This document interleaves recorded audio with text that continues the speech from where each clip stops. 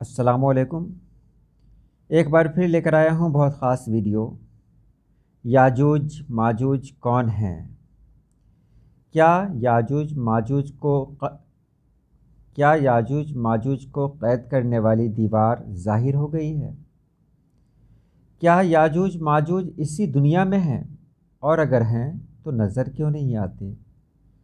اسی طرح کے بہت سارے سوالات ہیں جو آپ کے ذہن میں بھی آتے ہوں گے۔ کوشش کروں گا کہ زیادہ سے زیادہ سوالات کے جواب میں اس ویڈیو میں دے دوں۔ تو چلیے ہم ویڈیو شروع کرتے ہیں۔ یاجوج ماجوج ہیں کون؟ یہ تو آپ سبھی لوگ جانتے ہیں، کیونکہ اس کا ذکر قرآن پاک میں بھی ہے، حدیث پاک میں بھی ہے۔ ہمارے نبی پاک صلی اللہ علیہ وسلم نے بھی اس کے بارے میں بہت کچھ کہا، بہت ساری نشانیاں بتائیں۔ تو ہم جانتے ہیں یاجوج ماجوج کے بارے میں، اور جو بھی باتیں میں آپ کے درمیان رکھ رہا ہوں وہ پورے حوالے کے ساتھ رکھ رہا ہوں، پوری دلیل کے ساتھ رکھ رہا ہوں۔ کئی ہزار سال پہلے روئے زمین پر اللہ پاک کے ایک ولی کی حکومت تھی۔ ان کا نام سکندر تھا، جبکہ ان کا لقب ذوالقرنین تھا۔ آپ حضرت سیدنا خضر علیہ السلام کے خالہ زاد بھائی تھے۔ آپ کو پوری دنیا کی بادشاہت اور مشرق و مغرب کے سفر کا اعزاز بھی حاصل تھا۔ ایک مرتبہ آپ نے شمال کی طرف سفر کیا۔ سفر کے دوران ترکستان کے مشرقی کنارے پر واقع دو بلند و بالا پہاڑوں کے درمیان پہنچے۔ ان پہاڑوں کے ایک طرف یاجوج ماجوج آباد تھے، جبکہ دوسری طرف ایک اور قوم رہا کرتی تھی۔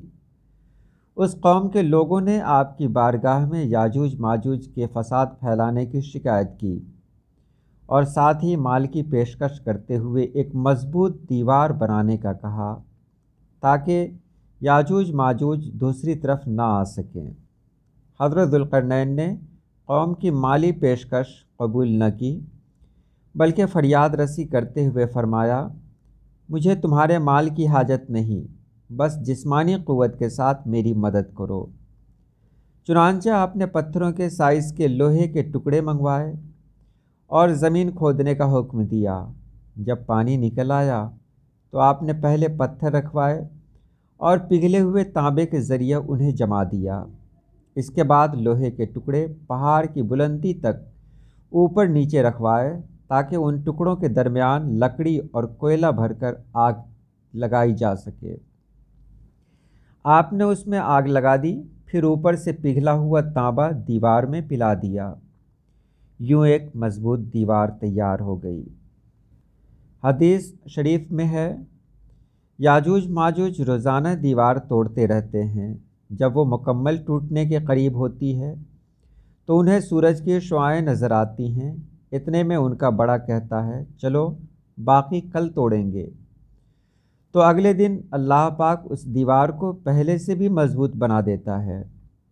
جب ان کی قید کی مدت ختم ہو جائے گی اور اللہ پاک انہیں لوگوں کے سامنے ظاہر کرنا چاہے گا، تو اس دن جب وہ سورج کی شعاعیں دیکھیں گے تو ان کا بڑا کہے گا، چلو انشاءاللہ باقی کل توڑیں گے۔ جب وہ اگلے دن آئیں گے تو انشاءاللہ کہنے کی برکت سے دیوار اتنی ہی ہوگی جتنی چھوڑ کر گئے تھے۔ یوں وہ بقیہ دیوار توڑ کر باہر آ جائیں گے۔ یاجوج ماجوج کون ہیں؟ یہ انسان اور کافر ہیں۔ یہ جس جاندار کے پاس سے گزرتے اسے کھا جاتے تھے۔ یہ موسم بہار میں اپنے غاروں سے نکل کر سبزہ کھا جاتے اور خشک چیزیں اٹھا کر لے جاتے تھے۔